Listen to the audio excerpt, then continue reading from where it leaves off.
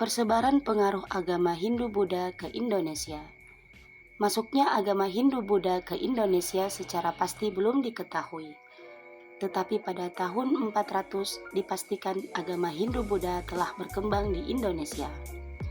Hal ini dibuktikan dengan penemuan prasasti pada Yupa di Kalimantan Timur. Prasasti tersebut menunjukkan bahwa telah berkembang kerajaan Kutai di Kalimantan Timur. Dengan adanya kerajaan pada tahun 400 Masehi, berarti agama Hindu-Buddha masuk ke Indonesia sebelum tahun tersebut. Siapa yang membawa kedua agama tersebut ke Indonesia? Terdapat beberapa pendapat atau teori tentang pembawa agama Hindu-Buddha ke Indonesia. Teori-teori itu adalah sebagai berikut. 1. Teori Brahmana. Teori Brahmana menyatakan bahwa penyebaran pengaruh Hindu ke Indonesia dibawa oleh kaum pemuka agama. 2. Teori Ksatria. Teori Ksatria menyatakan bahwa penyebar pengaruh Hindu ke Indonesia adalah orang-orang India yang berkasta Ksatria. Di Indonesia, mereka kemudian mendirikan kerajaan-kerajaan serta menyebarkan agama Hindu. 3. Teori Waisya. Teori Waisya menyatakan bahwa penyebar agama Hindu ke Indonesia adalah orang-orang India yang berkasta Waisya. Para penyebaran pengaruh Hindu itu terdiri atas para pedagang dari India. 4. Teori arus balik. Teori arus balik menyatakan bahwa para penyebar pengaruh Hindu ke Indonesia adalah orang-orang Indonesia sendiri. Mereka mula-mula diundang atau datang sendiri ke India untuk belajar Hindu. Setelah menguasai ilmu tentang agama Hindu, mereka kemudian kembali ke Indonesia dan menyebarkan pengaruh Hindu di Indonesia. Keempat teori tentang penyebaran agama Hindu ke Indonesia tersebut masing-masing memiliki kebenaran dan kelemahannya. Kaum Ksatria dan Waisya tidak memiliki kemampuan menguasai kitab suci Weda. Sementara kaum Brahmana tidak dibebani untuk menyebarkan agama Hindu walaupun mereka dapat membaca kitab suci Weda. Kaum Brahmana pun memiliki pantangan menyeberangi laut. Yang paling mungkin adalah orang-orang Indonesia datang belajar ke India untuk mempelajari agama Hindu. Kemudian merekalah yang menyebarkan agama tersebut ke Indonesia. Penyebaran ini menjadi lebih efektif karena orang-orang Indonesia jauh lebih memahami mengenai kondisi sosial, adat, dan budaya negerinya sendiri.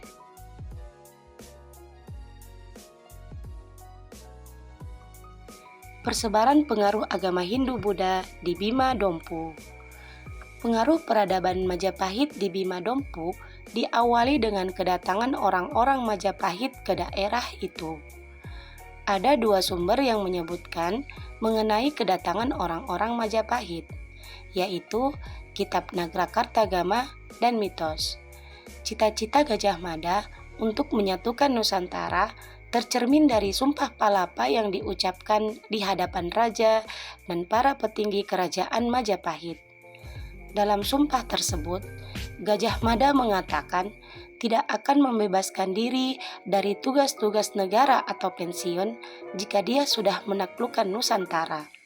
Di antaranya yaitu Gurun, Seran, Tanjung Pura, Pahang, Dompo, Bali, Sunda, Palembang, dan Tumasik. Tom Pierce menyatakan bahwa kekuasaan Majapahit sampai awal abad ke-15 Masehi adalah hampir seluruh Nusantara. Tom Pierce juga menjelaskan bahwa mata uang Jawa berlaku di Bima. Selain itu, banyak budak dari Bima yang dibawa ke Jawa. Nagrakartagama menyebutkan bahwa akhir hayat Gajah Mada berturutan dalam peristiwa Pasundan Bubat lalu Padompo. Dan selanjutnya dinyatakan Gajah Mada menikmati masa istirahat. Sumber kedua mengenai kedatangan orang Majapahit ke Bima berupa mitos yang mengisahkan tokoh Sang Bima dan Tasi Sarinaga, yaitu personifikasi dua orang tokoh. Tokoh laki-laki penguasa dari Jawa disejajarkan dengan Bima, salah seorang tokoh pewayangan Jawa yang beragama Hindu. Tasi Sarinaga adalah putri dari seorang penguasa setempat atau Cuhi yang mempunyai kepercayaan totemisme yang menjadi kepercayaan asli Bima. Mitos tersebut menceritakan bahwa setelah Sang Bima bertemu dengan Sang Naga bersisik emas di Pulau Satonda, kerajaan Bima mempunyai hubungan dengan Jawa. Sang Bima diduga sebagai bangsawan Jawa, mungkin dari Majapahit. Berdasarkan berita adanya serangan Majapahit ke Dompo dan temuan arca-arca serta prasasti bercirikan kronologi lebih tua dari zaman Majapahit, mengindikasikan bahwa di Dompo telah berkembang kerajaan bercorak Hindu-Buddha. Kerajaan itu diduga telah lama berkembang dan pengaruhnya dirasakan mengganggu armada dagang Majapahit di wilayah Nusantara Timur, sehingga segera ditaklukkan oleh tentara Majapahit. Pada saat itu, pusat pemerintahan di Bima belum ada karena Kitab Pararaton dan Nagrakartagama menyatakan bahwa serangan diarahkan ke Dompo, bukan Bima. Setelah Dompo jatuh, tentara Majapahit yang dibantu oleh penduduk setempat yang masih diketuai oleh ketua adat mendirikan pemukiman baru yang kelak dinamakan Bima. Majapahit adalah sebuah kerajaan yang berpusat di Jawa Timur. Mencapai puncak kejayaannya pada masa kekuasaan Hayam Wuruk tahun 1350 sampai 1389 Masehi. Sebagai kerajaan berlatar Hindu-Buddha, pengaruh Majapahit merupakan tinggalan budaya yang bercorak Hindu-Buddha. Beberapa tinggalan arkeologi yang berlatar Hindu-Buddha di Bima Dompu bisa kita jumpai di situs Wadupaa, situs Dorobata, dan Pura Agung Parwata Tambu. Situs Wadupaa, tempat puja bakti dua agama. Situs Wadupaa, yang artinya batu pahat, terletak di tepian Teluk Wadupaa, sebuah teluk kecil di sebelah barat daya Teluk Bima. Secara administrasi, berada di Desa Kananta, Kecamatan Soromandi, Kabupaten Bima, Nusa Tenggara Barat. Lokasinya yang tenang sangat ideal bagi para saudagar zaman dahulu untuk berlabuh dan beristirahat. Situs Wadupaa atau dikenal dengan Candi Tebing merupakan situs berupa pahatan relief di tebing batu karang, mirip dengan situs Candi Gunung Kawi, Tampak Siring, Bali. Dilihat dari adanya temuan relief berupa Ganesha, Siwa Mahaguru, Dayani Buddha, dan relief stupa dengan berbagai tingkat payung atau catra, Wadupaa merupakan tempat pemujaan ajaran Buddha yang bercampur dengan ajaran Hindu yang memuja Siwa. Tebing ini membentuk perbukitan yang oleh masyarakat setempat disebut Dorolembo. Tinggalan di situs Wadupaa terdiri dari dua sektor, yaitu sektor pertama di sebelah utara dan sektor kedua di sebelah selatan. Jarak antara sektor pertama dan sektor kedua sekitar 500 meter. Wadupaa pada sektor pertama di sebelah utara berupa dinding karang yang dipahat yang di dalamnya terdapat relief Agastya, relief Ganesha, relief Lingga dan Yoni, relief stupa, dan catra bersusun dengan berbagai variasi, relief Gana, relief Dayani Buddha, dan prasasti Wadupaa. Pada situs Wadupaa sektor kedua di sebelah selatan berupa pahatan 16 stupa yang mengapit sebuah relung berukuran tinggi 66 cm dan lebar 66 cm. Di dalam relung terdapat lapik berbentuk segi empat. Lapik tersebut berukuran tinggi 19 cm dan lebar 42 cm. Deretan stupa di sebelah kiri relung berjumlah 7, sedangkan yang di sebelah kanan relung berjumlah 9. Mengenai pertanggalan situs Wadupaa, Loir berpendapat berdasarkan prasasti Wadupaa diperkirakan berasal dari abad ke-6 sampai 7 Masehi karena mengandung ciri-ciri prasasti masa Sriwijaya.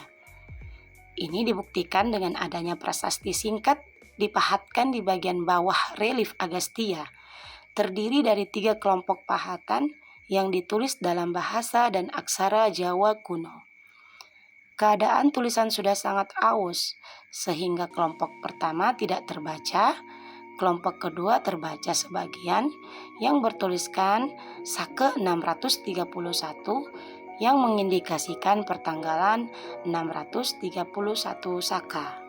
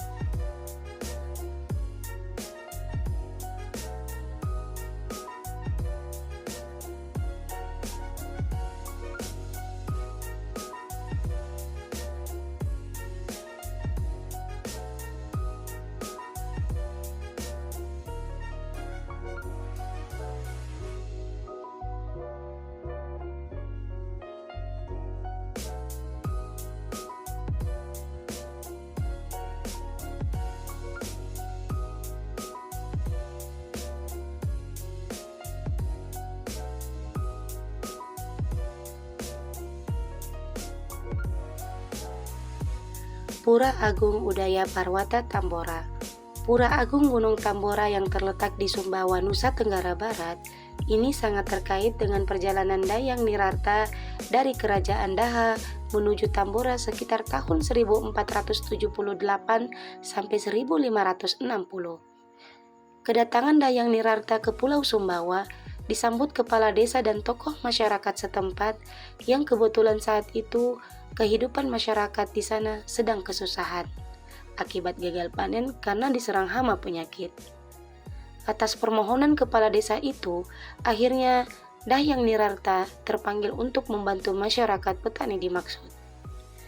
Beliau lantas memerintahkan masyarakat setempat untuk mengisi sawah dan ladangnya dengan pedupaan yang berisi api dan kemenyan. Dengan memohon kepada Tuhan dan dewa yang berstana di Gunung Tambora, keesokan harinya tiba-tiba hama penyakit berupa ulat dan belalang itu lenyap tanpa bekas. Karenanya, sejak itu masyarakat memanggil beliau dengan sebutan Tuan Semeru.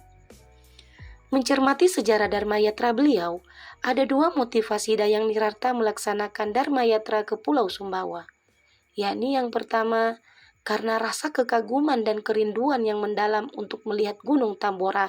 Ke dalam rasa keagamaannya, membayangkan bagaimana Siwa menjejakkan kakinya saat membangun 3 dunia. Beliau merasa bahwa jejak Siwa yang paling timur adalah Gunung Tambora. Beliau berharap agama Hindu masih bisa dipertahankan keajengannya di daerah ini.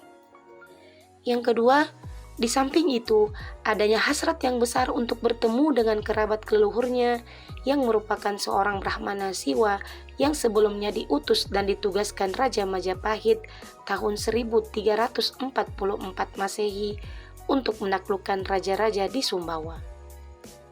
Banyak tempat yang pernah disinggahi Dayang Nirarta sekarang telah menjadi suatu tempat suci, baik yang terkategori kecil maupun yang terkategori besar.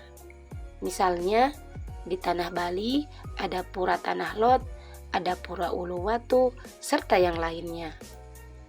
Pura Agung Udaya Parwata Tambora didirikan sejak 1984 dalam bentuk turus lumbung, diempon oleh 165 kepala keluarga dari warga Bali. Pura Agung Udaya Parwata Tambora, demikian nama tempat suci warga Hindu itu. Pura Agung terletak di lereng barat Gunung Tambora di suatu desa yang bernama Oipura, Kecamatan Tambora, Kabupaten Bima, Pulau Sumbawa.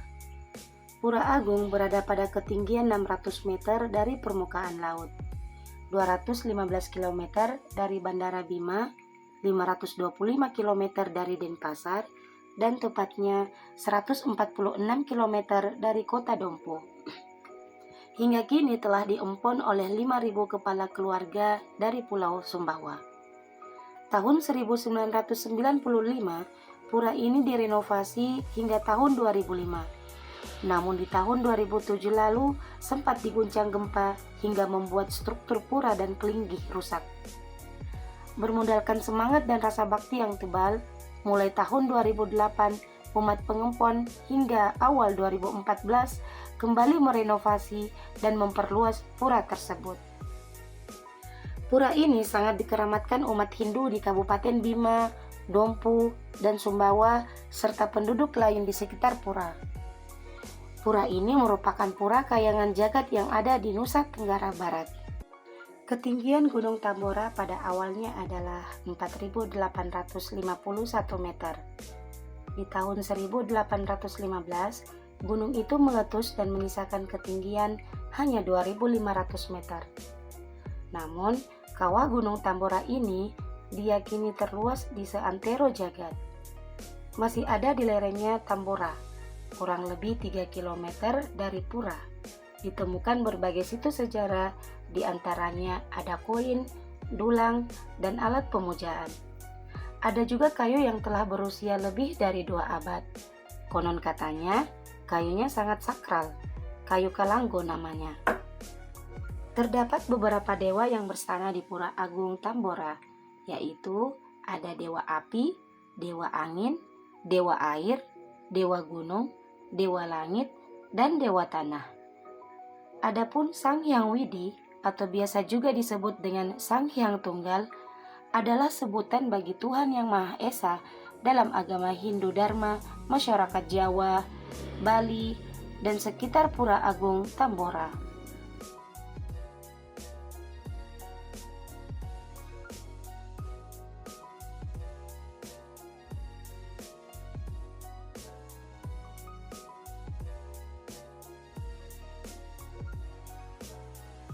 Situs Dorobata. Situs Dorobata yang terletak di atas bukit kecil Kelurahan Kandai 1, Kecamatan Dompu, Nusa Tenggara Barat. Dorobata merupakan bangunan suci yang dibangun sekitar abad 13 sampai 14 Masehi sebagai tempat pemujaan agama Hindu-Buddha yang mencerminkan tradisi megalitik. Kepercayaan tradisi megalitik pada masa prasejarah tetap mempengaruhi budaya dan agama berikutnya. Inyoman mengatakan bahwa penelitian situs Dorobata sudah dilakukan sejak 1974 oleh tim peneliti Purbakala Kemendikbud Republik Indonesia. Pada tahun 1989, Museum Arkeologi Nasional kembali melakukan penelitian hingga 1991. Kesimpulannya, situs Dorobata memiliki bangunan berteras berundak. Penelitian yang dilakukan sejak 2009 hingga 2018 berhasil menemukan fakta bahwa di atasnya terdapat 4 struktur bangunan. Masing-masing satu bangunan berukuran 3 x 8 meter dan 4 x 4 meter, serta 2 bangunan 7 x 8 meter. Diduga, menurut Nyoman, batu bata ini setipe dengan batu bata dari situs permukiman Kerajaan Majapahit di Mojokerto. Batu batanya juga menggunakan bahan perekat dari tanah liat. Timbalar juga menemukan gerabah-gerabah dengan sudut merah tipis yang diduga sebagai gerabah Majapahit. Terdapat juga fragmen perunggu, uang keping Cina, dan keramik Cina dari dinasti Ming abad ke-14 Masehi. Situs ini juga diduga sebagai tempat pemujaan di zaman Chuhi. Begitu juga ketika mendapatkan pengaruh Hindu-Buddha pada tahun 1357 tetap dijadikan tempat pemujaan. Di sebelah timur situs juga ditemukan bekas sumur. Berdasarkan hasil temuan, bangunan di situs Dorobata berupa bangunan berundak dan merupakan tempat pemujaan saat kerajaan Dompu dikuasai Hindu Siwa, ujar Inyoman. Hasil penggalian tanah yang ada di situs Dorobata antara lain: 1. struktur bangunan Dorobata. 2. Benda-benda gerabah. 3. Temuan keramik. 4. Temuan sisa tulang-tulang binatang.